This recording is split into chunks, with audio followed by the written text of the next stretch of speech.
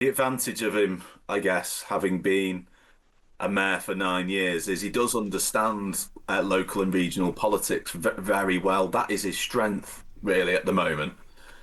Whereas I would say, he's only been prime minister for 4 weeks, so the world affairs type stuff is still something he's finding his feet on. But this kind of housing planning devolution is his bread and butter. The Sunday Times Northern editor David Collins has an exclusive interview with Andy Burnham at Number 10 North about his proposals to hand mayors the power to overrule councils to force through planning decisions. We'll speak to David shortly, but first let's hear from the Prime Minister.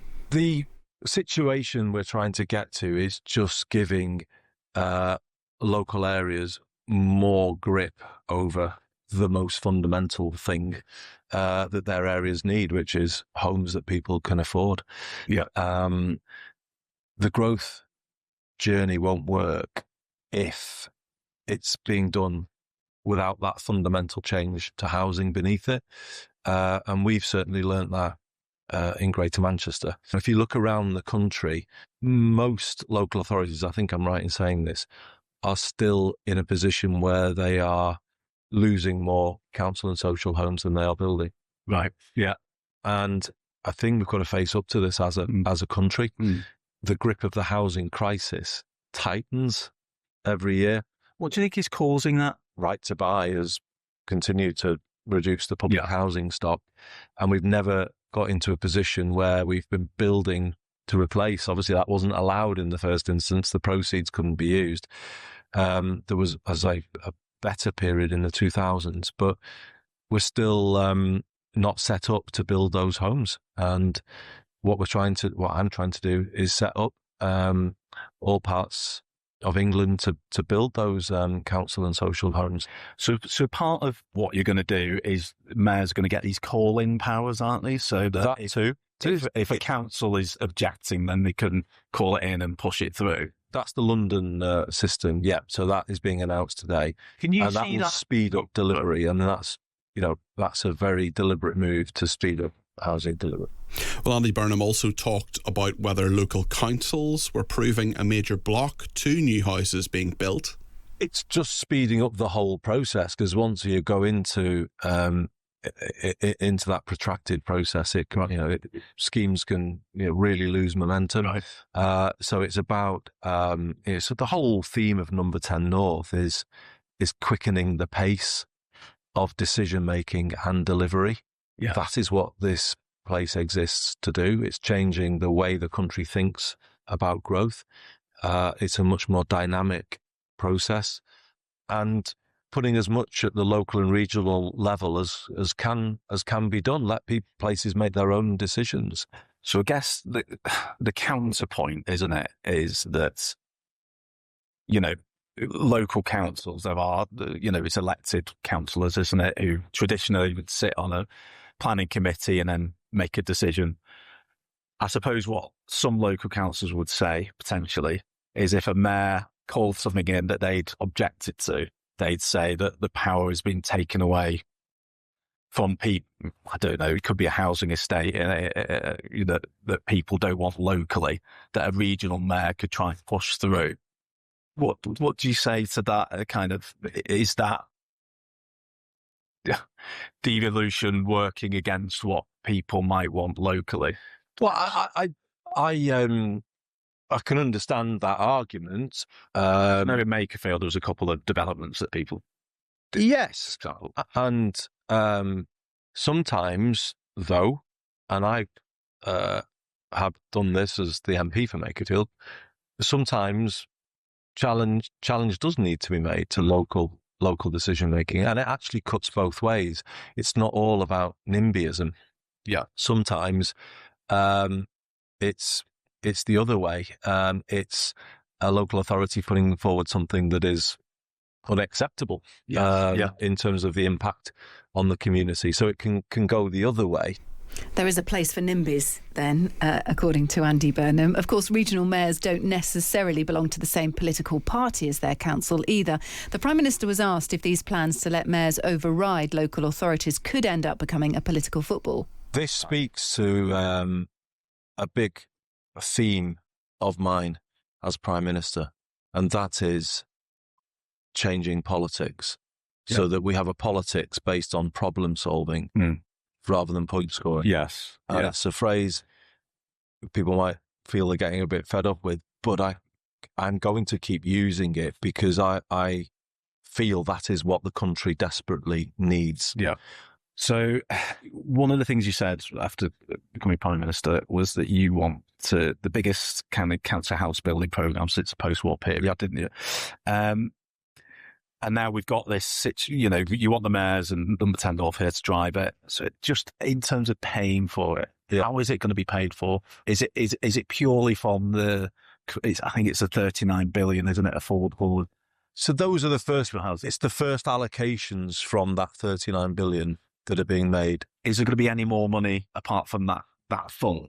Well, what I'm looking at, and this is only at this moment in time looking at, because it is something that needs to be done carefully, but I'm looking at the possibility of public land being gifted to local places. So publicly owned land that is not currently in productive use, right? Owned by Network Rail, Environment Agency, the NHS, the prisons. So yeah, there's quite a lot of public land held that isn't currently being used. And often organisations can hold it saying, oh, we might need a hospital here in 20, 30 years' time, or we might need a railhead here in 50 years. To gift it to developers, what they get it for free? No, not to developers. No, to councils. Right, okay. To, or combined authorities. This is the beginnings of a housing first philosophy for the country. If you don't fix housing, you don't fix anything. Well, the man you heard speaking to the Prime Minister, David Collins, the Sunday Times Northern editor, joins us now. David, good morning. Hello, good morning.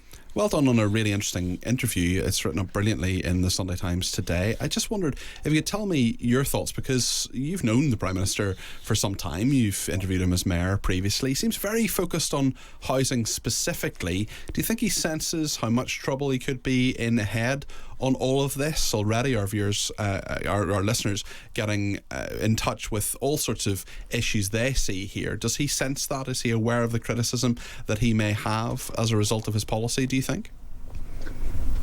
I think he's quite he's probably aware of the political ruptions it might cause in with mayors overruling various council leaders and council decisions. The advantage of him, I guess, having been a mayor for 9 years, is he does understand local and regional politics very well. That is his strength, really, at the moment.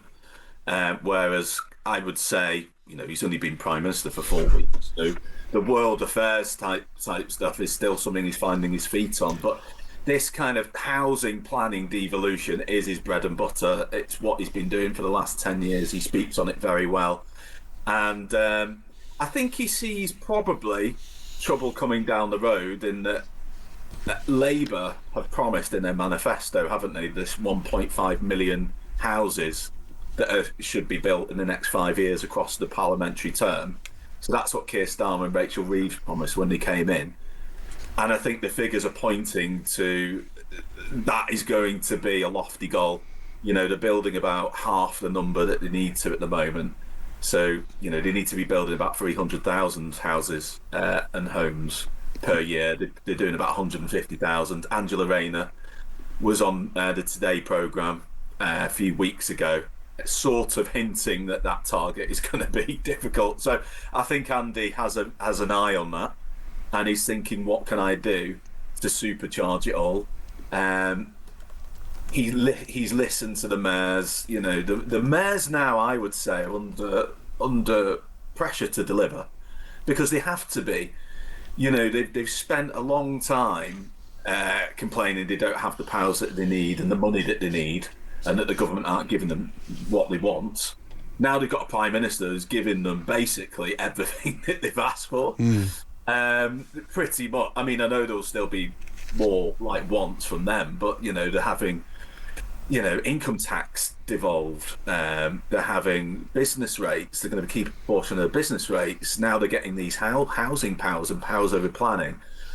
They're getting their growth projects focused on by Number 10 North. There's really no excuses now over the next 12 months to deliver for the country, and it's to them that Andy Burnham is looking. Yeah, and you talked a lot about domestic policy, but you also talked as well about Middle East issues, the Strait of Hormuz. Do you get the sense that he's less sure-footed on foreign policy, perhaps a new departure for him? He was a cabinet minister, but again, for domestic issues, the Treasury, and as a cabinet minister, as a health secretary previously. What's your sense of his grip of foreign policy? I mean, the thing with Andy is he's quite nimble. He's quite an agile thinker. But what I would say is that he is in a new job, and anybody in a new job in the first 4 weeks, he's not yet gone on a big foreign policy trip, has he? And he's not although he's spoken to Gulf partners on the phone, he's not met them in person, and he doesn't have that lived experience yet. So a lot of what he says will be based on briefings from his aides and workshops that he's done to get him up to speed on this sort of thing. Whereas you can tell when he talks about house building and devolution and, council leaders and everything that is going on regionally that he's pushing through, that is lived experience. He could talk about it all day long. In fact, he can barely it's quite funny because all his aides are worrying about him making the next slot and go off and meet civil servants in meetings, and he's becoming notorious amongst his aides for being late because he can't. Once he gets chatting, he's hard to stop. It's quite funny. But on foreign policy, he's more guarded. Yeah, they talk about they're already talking about Burnham time being a slightly different time zone to others. Of course, he was in a different place to where the Prime Minister usually is. You interviewed him in Number 10 North. Tell us about it. I'm not just interested in the cardboard cutouts of Larry the cat. I mean, is it just a satellite office, or is there more to it? Well, I'm the Northern editor, so I declare your interest. Yeah, well, I can see the benefits of it because I've done this job for 10 years, and I've seen organisations like the BBC. Where would the BBC be without Media City now? And the BBC was a massively over-centralised beast, and now it's got much more balance of everything that it does. And in the same way, there is no doubt that we have an over-centralised system. And I think the view would be that Number 10 North is a an anchor against that, and to lean on the Treasury for this growth mission that Burnham wants. It's totally different to Downing Street. I've never been inside Downing Street in London. I've been outside of it. I've spoken to lots of people who have been inside over the years. And even when I was in the other day, some of his aides were telling me that, Downing Street is very Victorian, it's very antiquated. I've been in it many times, and they often say, great house, terrible office. So maybe Number 10 North can change that. Well, it's just more informal. Number 10 North is what I would say. So you're walking around an open plan, very modern office, and I was walking down the corridor, and John Healey came out of a door, and it was the Chancellor was in front of me, and then I started talking to him about a story that I've worked on for years, which is Agnes Wanjiru. Which the murder of a Kenyan allegedly by a British soldier, and he started to talk to me about that, and you can see ministers bumping into civil servants and in this informal environment and sharing ideas, and I think it feels like a more dynamic atmosphere. Okay. But what I would say is, at the moment, it is half empty. Well, indeed, yeah. Lots of the desks are empty, and there's still a long way to go. We'll see how all of that develops. David, thank you. That's David Collins, the Sunday Times' Northern editor. You can read his interview with Andy Burnham, exclusive interview, in the Sunday Times today.